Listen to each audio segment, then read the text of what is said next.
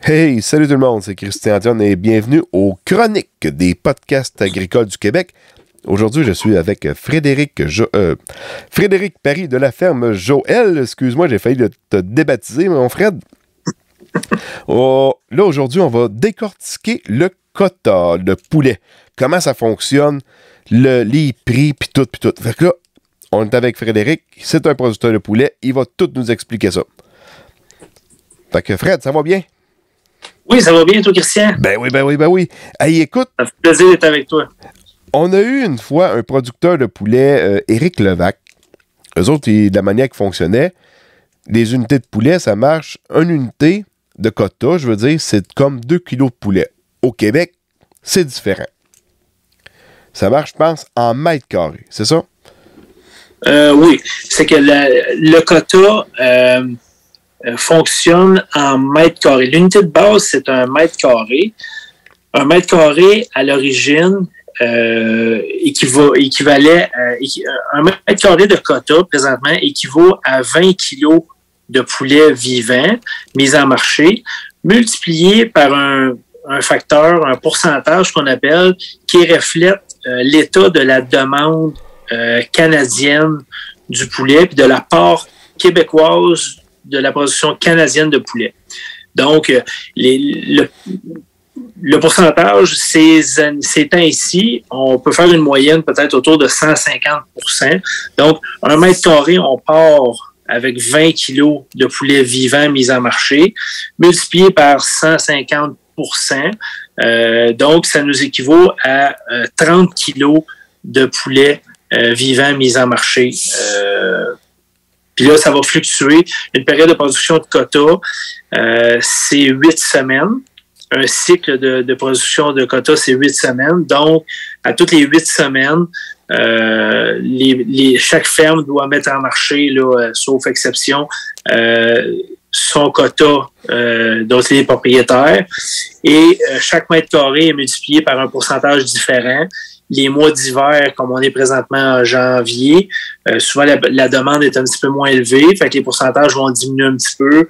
De mémoire, on est autour du 147-148% présentement.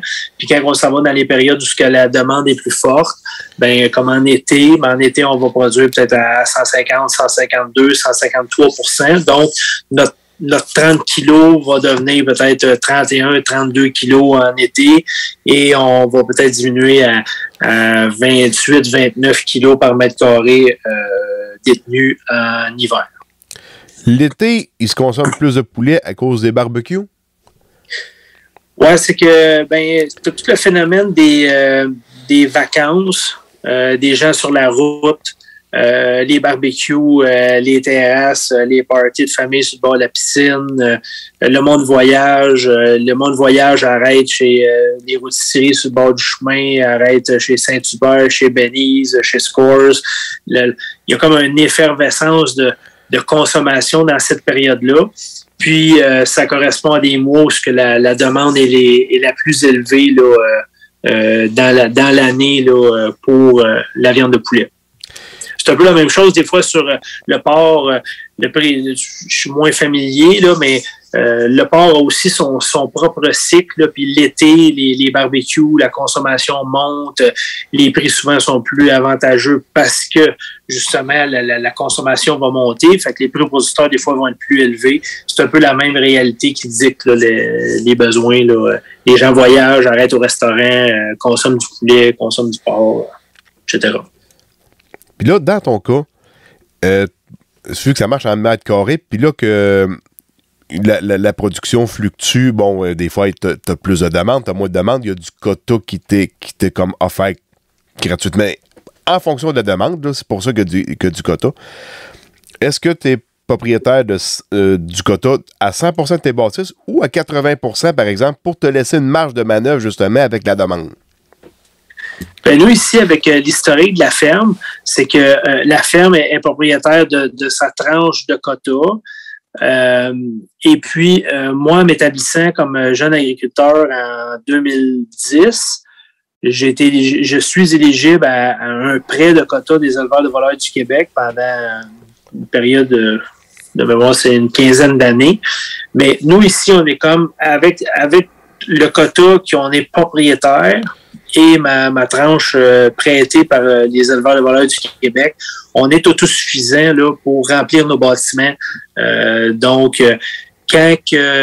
Puis on mélange différents élevages. On a des petits poulets qui vont aller chez Olimel pour la mise en marché, qui vont se consommer chez les rôtisseries qu'on connaît ici au Québec.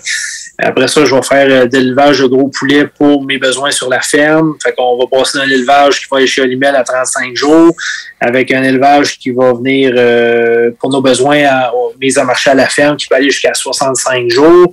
Fait que là, on mélange tout ça ensemble. Fait qu'il y a des périodes qu'on produit moins, des périodes qu'on produit plus. Le quota excédent ou manquant, on l'échange.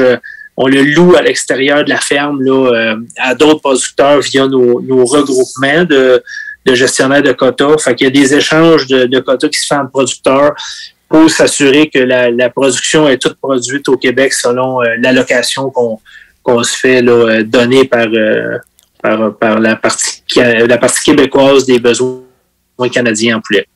Parce que dans le poulet, tu peux louer du quota si tu peux. Oui, ici au Québec, c'est pas la même chose dans toutes les provinces parce que les réglementations peuvent être différentes d'une province à l'autre. Mais ici, admettons, j'ai l'obligation de produire sur ma ferme ici 75% de mon quota propriétaire à chaque cycle de 8 semaines.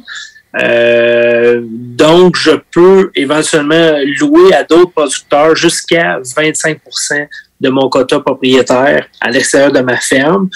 Puis l'inverse est aussi vrai. Si je manquerais de quota pour remplir mes bâtiments, bien, je pourrais louer du quota de d'autres producteurs qui en ont trop et le produire chez nous. Donc, c'est comme ça que les échanges se font pour que les gens puissent bien gérer la fluctuation là, de la demande là, sur une base annuelle de la production de poulet. Puis, si tu voudrais demain matin bâtir un autre bâtiment, aurais-tu de la difficulté à avoir du quota? Ben, ici, le quota au Québec est mis en marché seulement par l'ANCAN, le système centralisé de vente du quota des éleveurs de volailles du Québec. Fait qu'à quelques reprises dans une année, les producteurs qui ont du quota en surplus qui veulent en vendre, ben ils l'annoncent sur l'ANCAN. Et puis, les producteurs qui veulent en acheter, ben eux autres, ils misent dessus pour l'acheter. C'est sûr que l'enjeu pour un producteur de petite taille comme nous ici, construire un bâtiment, réussir à le remplir, ben je baisserais ma densité d'élevage sur mes poulaillers actuels. Fait qu'au lieu d'être tenir à une densité d'élevage plus élevée, comme peut-être 34 ou 35 kilos de poulet par mètre carré de plancher, ben je mettrais moins de poulets sur chaque bâtiment, mais il faudrait que j'aille en acheter sur l'encan pour remplir mon troisième bâtiment. On a 2 poulaillers présentement. Si j'en voudrais un troisième, ben j'irai acheter sur l'encan du quota. J'essaierai d'en acheter et je pourrais compléter mon quota manquant par peut-être de la location de d'autres producteurs qui en ont un surplus pour me permettre de remplir mon bâtiment additionnel. 1 mètre carré, ça peut se vendre combien? Je crois que la dernière encan qui a eu lieu là, quelque part avant les fêtes, le mètre carré au Québec, je pense, c'est vendu aux alentours de 1900 $ du mètre carré. De mémoire, là, il me semble qu'on a touché là, autour de 1900, peut-être un petit peu plus, mais je me souviens plus du chiffre précis là, par mètre carré. Ça prend énormément de choix du chef pour pouvoir payer ça. Oui, ça, j'avoue, c'est le principal, c'est un des principaux défis dans la production avicole de poulet. C'est l'accès à trouver du quota à acheter. Puis les prix qui sont demandés par les prix du marché sont très élevés pour le quota de poulet.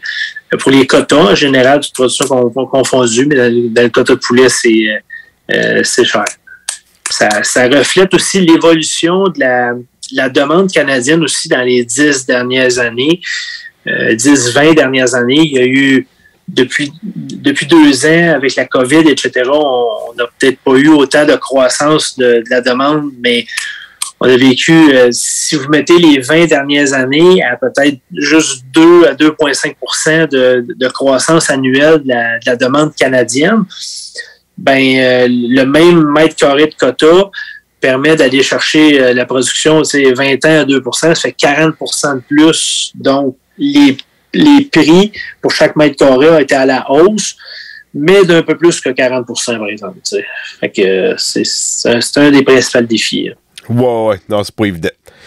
Donc, Frédéric, je te remercie beaucoup. J'espère que ça va nous avoir éclairé pour le fonctionnement du quota de poulet.